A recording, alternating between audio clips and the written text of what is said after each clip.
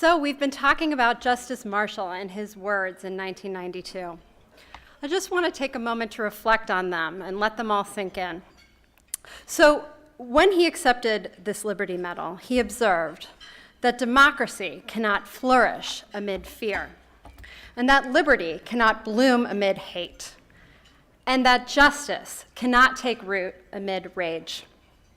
He went on to declare that we must dissent from the indifference, and we must dissent from the apathy.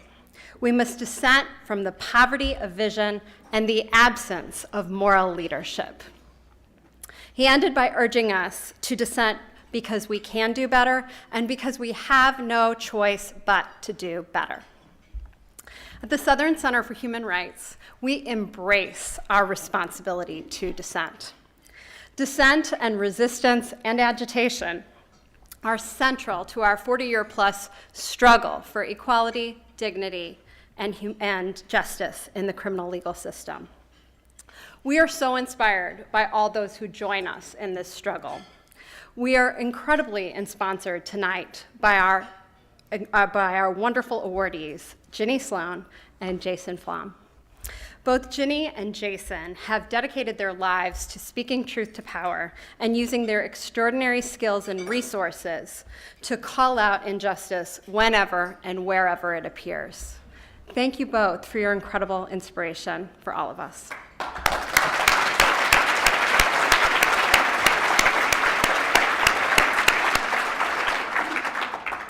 We are also so inspired by the resilience of the people and the communities whom we are honored to represent and to advocate for every single day. And we are inspired by all of you, and we are so grateful to each and every one of you for being here with us tonight. Your support of our work enables our resistance.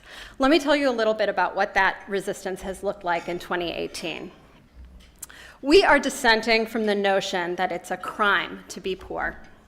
Our campaign to end money bail dissents from a system that permits people with money to literally purchase their release from jail while others must languish. Sorry, let me get myself. This is a photo that was taken in February of this year. We had a successful campaign to pass bail reform in the city of Atlanta. This photo depicts the signing ceremony with our mayor, Keisha Lance Bottoms, when she signed legislation ending most of cash bail in Atlanta's municipal court.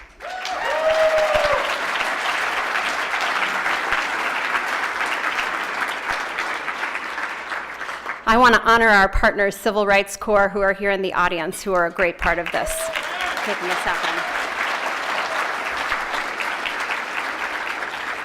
But this isn't it. We are still working tirelessly to make sure that this legislation is enacted in full, and we are taking this show on the road. I am reminded of when, years and years ago, Steve Bright was setting up the statewide campaign to reform our indigent defense system, and how he would go around after we would sue or launch a campaign and tell people in government or tell people in power that we are coming to a courthouse near you. We are coming to a courthouse near you with our campaign to end wealth-based detention. We dissent from the use of the death penalty and its direct descendants from lynching and from other forms of racial terror. We dissent from the systematic racism that infects every single part of our criminal legal process. Those of you who have been with us for a long time are familiar with the Southern Center's work to expose race discrimination during jury selection. Many of you remember the victory that we had in 2016 in the United States Supreme Court in the case of Foster v. Chapman.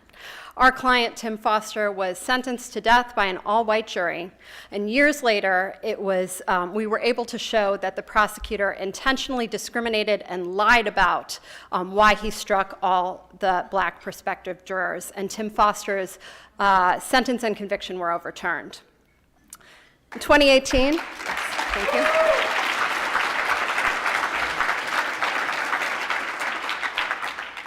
In 2018, this work continues. Our client, Johnny Lee Gates, was sentenced to death in Georgia more than 40 years ago.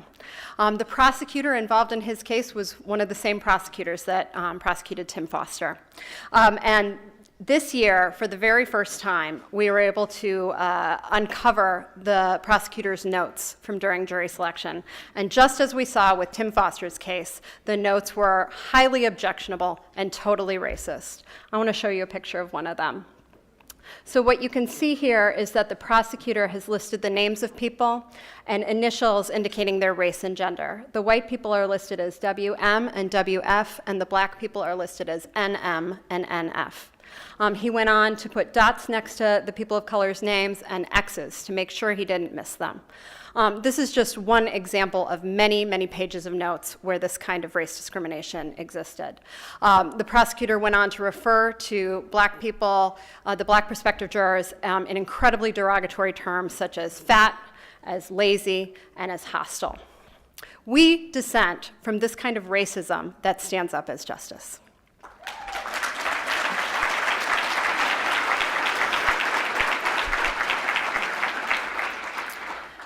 We dissent from our country's addiction to incarceration, and we dissent from the idea that putting people in cages will solve problems like addiction, mental health problems, and poverty.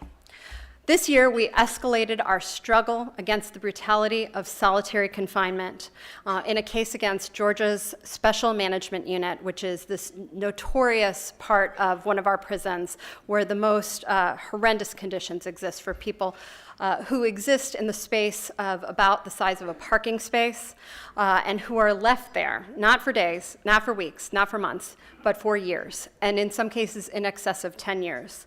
I'm going to show you a picture of one of our clients.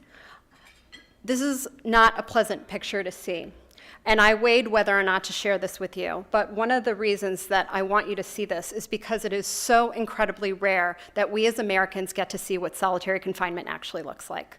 I also wanted to show you this because my coworker who shot this photo, Mary Sidney Harbert, told me that when she saw this gentleman, he wanted people to see what his reality was. We are working with Craig Haney, who's one of the nation's foremost experts on the psychological consequences of solitary confinement. And Dr. Haney characterized this unit as one of the harshest and most draconian that he has ever seen in 40 plus years of doing this work, and the people inside as amongst the most psychologically traumatized persons he's ever assessed. This practice of locking people away alone for years on end is both cruel and counterproductive to the goals of public safety and rehabilitation. We are dissenting from this cruel practice by shining a light in some of the darkest places in our country.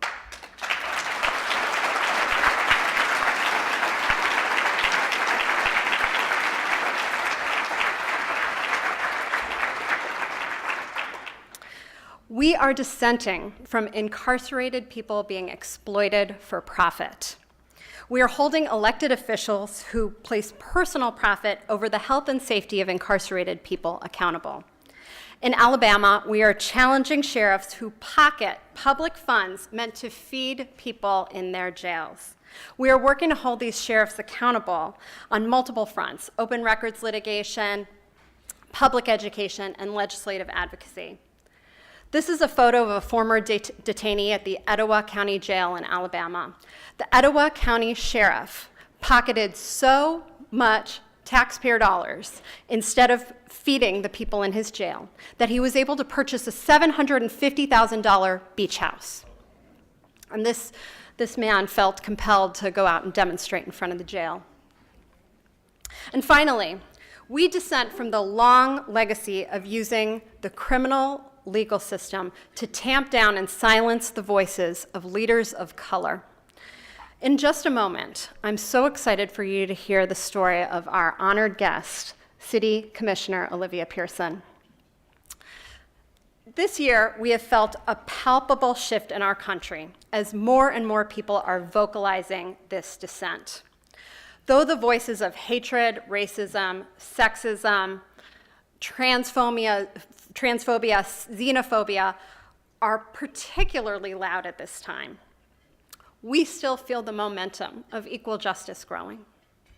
We feel privileged every day to work in service of social and racial justice, and we are honored to work with all of you as we build a world that we can all be proud of. Now more than ever, we are relying on your partnership to continue this struggle. Together, may we cultivate the seeds of democracy, justice, and liberty. Because as Justice Marshall said, we dissent because we can do better, and we dissent because we must do better.